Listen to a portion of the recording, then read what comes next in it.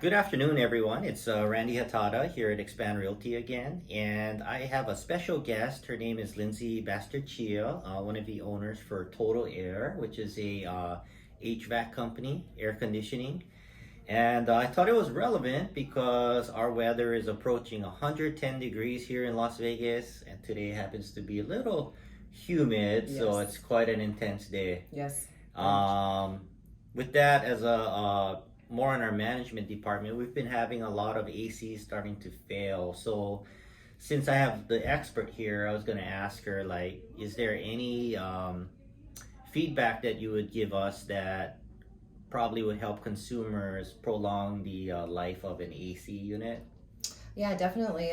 Right now, we always recommend doing preventative maintenance. It's just kind of like changing your oil in your car. You go and check and make sure everything's functioning properly. There's no issues that are happening that you don't necessarily see that a contractor could say, okay, this is what's happening. Let's fix this for a minimal price, and instead of it breaking and then it causing a larger damage and expense that's much higher than a smaller percentage. Right. So you need a tune-up. Tune-up, yes. And how often would you say it? So we recommend doing the tune-up in the spring, right before it starts getting hot, before you start actually using your AC system, and then again in the fall before you turn your heaters on, just to kind of run through things, make sure it's ready for that season and there's no issues when it comes time to actually wanting to use it. And that's probably a good idea because that's not only when it's preventative before the extreme weathers, Right. and then it's probably when you guys are probably have more availability, right? Yeah, because especially when it's hot out, the last thing we want to do is tell a customer that has no air, sorry, we're gonna go do this really quick for somebody else. We want to make sure all of our customers that are without air, without heat, are taken care of immediately, because the heat here it's brutal, and that house gets pretty warm when you don't have AC Right. going.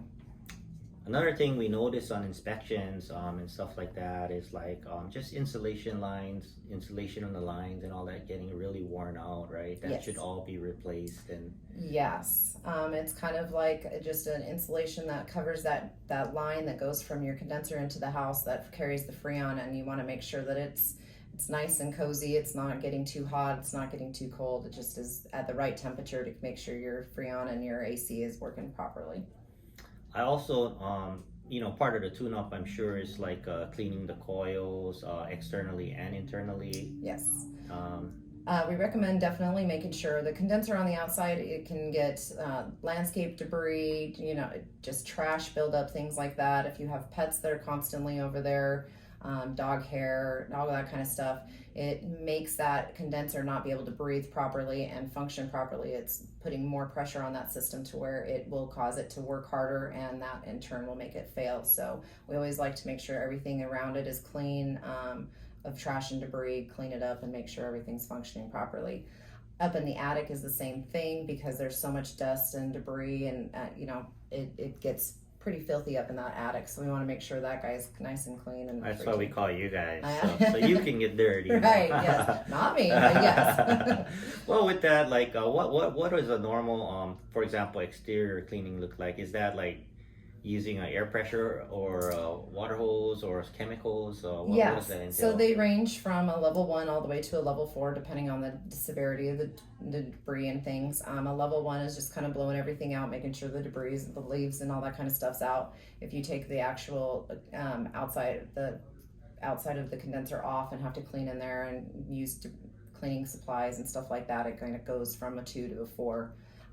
Just depending on how severe the debris and all that stuff is. Gotcha. And on our prior conversation, I know you were saying to make sure that the condensers have good breathing room, right? Because some people build like structures or walls right up against it. Yeah, believe it or not, a lot of people are, they'll put a rock wall around it or put it completely up to the house. An air conditioner needs all 4 sides need to be able to breathe properly and have that air to be able to function and not work so hard. So keeping, trash cans away from it, not putting anything on top of them or around them, making sure the landscape is far enough away, just making sure that is, just kind of like the lungs. You want to be able to breathe. Your air conditioner needs to be able to breathe the same way.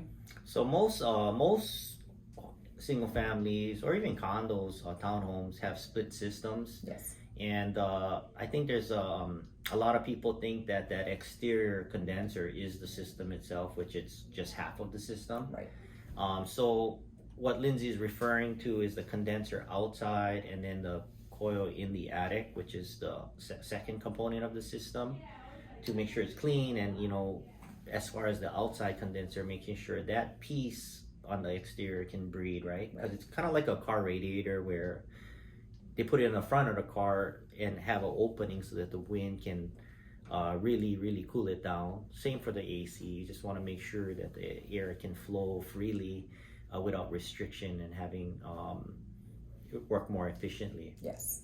Less pressure on it. Yeah. And then if you're anything like me, you forget about doing it, and on the inside you'll notice a whole ton of leaves and debris in there. Yes. So you want to make sure all of that is gone. Yes. As far as like the weather right now, it's 110 degrees, and I'm sure there's going to be a lot of complaints about power bills, especially with the rising price going upwards. So, like, is there any good tips on like more, I guess, saving energy based on like AC or anything like that? Yeah, there's a few. Definitely make sure your filters are constantly changed. We recommend at least 3 to 4 months, unless you have pets in the house or smoke or allergies. Then you would change them more frequently. Another myth is that when you leave your home, people turn their AC off. Do not do that.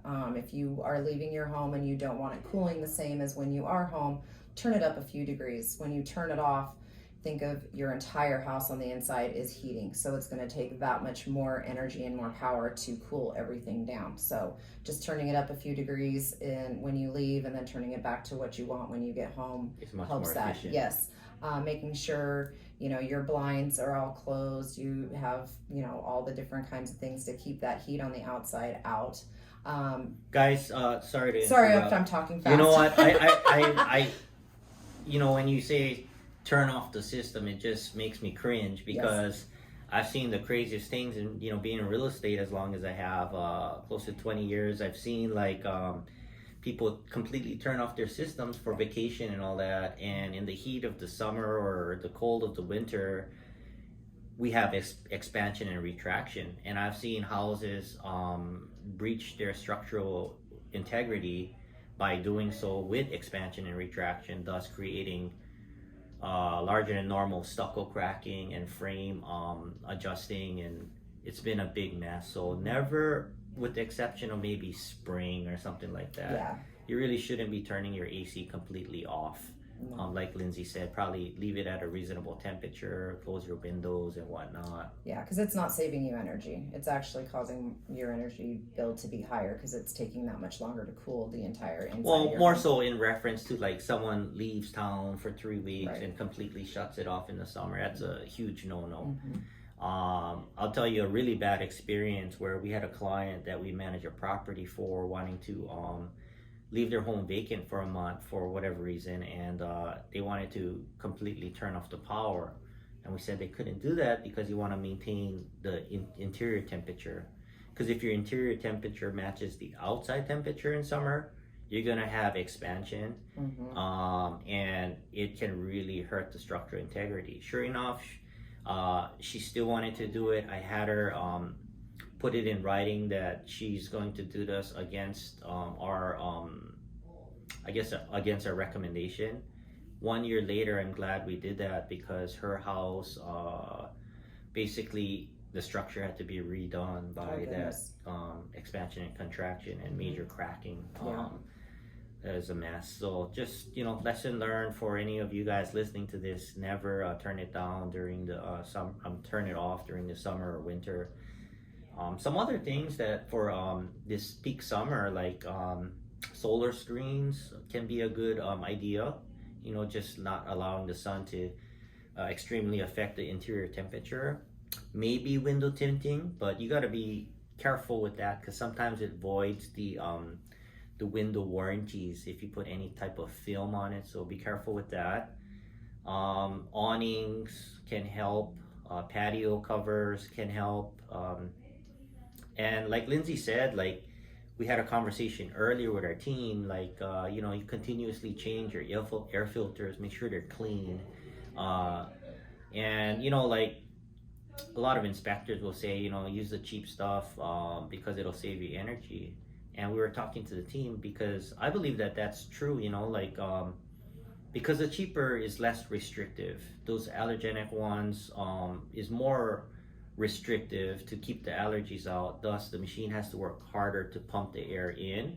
So yes, you might save energy, but you lose air quality. So you got to figure out what's more important to you, whether it's maybe saving a few bucks in energy by putting less or thinner materials for filters versus the dense ones that'll give you better quality but might make your machine work a little harder in order to pump the air through. So little food for thought there. Other than that, the last question I had, and coming from a lot of the consumers, is I know we've gone from R22 to 410A, and there's rumors that there might be another code change in the near future. Yes. Rumor has it that each manufacturer is trying to design or patent or whatever their own freon. So each individual manufacturer will have their own type of freon, which is going to kind of cause a mess for everybody on what system you have, and making sure that what freon is put into your system for repairs is the correct. There's a lot of unknowns. Hopefully they will figure it out to where it's not just each manufacturer has their own. Hopefully they'll kind of come together, and otherwise it's going to make for a very difficult time to make repairs, and all the technicians are going to have to very much pay attention to which system is what, so they don't put the wrong freon in the wrong system. And but are they changing the code, or is it just the manufacturer changing their products? Well, they're changing. R22 has been completely phased Right. out. The EPA said no more of that. Guys, what that means is that most of our original ACs were run by R22 technology and Freon. And a few years ago, they changed it to 410A, which is a higher pressure, more efficient system. So what has happened between that gap is, they're trying to save the R22 systems, but eventually we're going to run out of parts, and there's, theoretically a shortage of R22 because they're not manufacturing it anymore, they're just recycling. So eventually those R22 systems are going to have to be converted to the new technology. And right now it's 410A by code. Mm-hmm. And so what we're talking about is maybe that code might change again. Yeah. And so, you might want to talk to your HVAC technicians before you replace a unit about what they expect and that change, because you don't have to do it again. So call Lindsay or your local professional and ask them the hard questions rather than just replacing a unit. Yeah. I'm not bashing home warranties, but we had a conversation about that. Just be careful, because home warranties will continue to repair a unit until it's unrepairable before potentially opting to replace that unit. So just something to be prepared for should you take that, should you incorporate a warranty into your property. And the last thing I'd probably add, hopefully value to your plate, is that when you're buying a home, we had a conversation about diligence periods, which is normally the first 7 to 10 days of a transaction, where you can cancel with no contractual or financial obligation. In other words, you'll get your money back and no one can come back and sue you. So during the first 7 to 10 days, we normally come in with a general home inspector, and they do check and test the ACs. But what we're talking about is that inspectors only test the hot and cold of a system, right? So is it blowing cold properly? Is it blowing hot properly? And what's the split between the two? But normally they don't open up the system to check on how mechanically sound it is, how much deferred maintenance there is, how many potential problems there may be. So you would need a HVAC contractor like Total Air or whatever contractor you feel comfortable with. And normally, a lot of the time, in order to financially save money and time, most buyers will just do the home inspection. But it's a good idea to also bring in an HVAC contractor, even if it costs $50, $100, whatever dollars it is. It's money well spent, because your AC system is the most expensive mechanical part of your home, right? it could run, I don't know, $7,000 to $20,000 depending on what kind of ACs they are and how many of them they are in your home. So it's a good idea to bring in an HVAC contractor on your purchase during that period, and I'll save you from the war stories and horror stories that I've seen as a broker, director, and as an agent. If you want to know about them, just shoot me. I'll personally tell you individually. But through experience, we have quite a lot of things that we've been through, and with all of that, it is a good idea to have a professional overlook your system. And an analogy would be kind of like a lemon check on your car. You kind of want to make sure that it's mechanically sound and make sure that it hasn't been through accidents and what kind of replacements they've done. It wasn't Jimmy rigged just for the sale, stuff like that. So it's a good idea, money well spent. Did you have any more feedback or suggestions? Yeah, kind of to say a little bit more about that. The expense of us going out to take a look at it is going to save you in the long run, because it could be something that in a month it all of a sudden it breaks, and it's something that could have been prevented or part of the sale or disclosed at that point, and your buyers or sellers could negotiate at that point. So it's definitely something for the minimal cost to make sure that it's working, functioning properly, and then you don't have any surprises. A keyword for everything so far, it seems like being proactive about things. Yes. And there was one more thing I was thinking about that would really add value. What was it now? We talked about codes, we talked about efficiency, talked about inspections and diligence. And there was one more thing. I can't recall. I can't. Oh well. We'll remember it in 5 minutes. Oh, I know what it was. So this is huge, guys. Take out your pencil because you might want to take a note on this one. Lindsay had gave us a suggestion that if you're changing your AC or having to replace your AC, you might really want to, number one, consider at least a 14 SEER minimum. And then if you're doing a 14 SEER and you're an owner occupant, you may even want to consider a 16 SEER based on not just efficiency but for warranty purposes. And you want to share about the warranty Yeah, so with the Amana, when you purchase a 16 SEER or higher, the compressor that is located inside of the condenser has a limited lifetime warranty on it. So if the compressor goes out, Amana will have a company, Total Air, whoever you have working on it, will come out and actually replace the condenser itself. So it's for the purchase owner though. So if you purchased a 16 SEER and you were in your home, that warranty will stay with you for the life that you're in that home, which is a very good benefit because for any reason that compressor goes out, it's a very large expense to replace a compressor in a unit. So the entire condenser will be replaced and save you money there. So limited lifetime for 16 SEER. What's a 14 SEER? 14 SEER is a 10-year parts. 10-year parts warranty. Yes. Okay, so big difference, 10 versus yes. forever. Yes. Right. So the 16 SEER in the whole system itself is a 10-year parts, but the compressor is a limited lifetime. But just be careful with that, because she did say that the warranty may not convey to if you sold the house to the next buyer owner. Right. So this just makes sense if you're gonna live there a prolonged amount of time.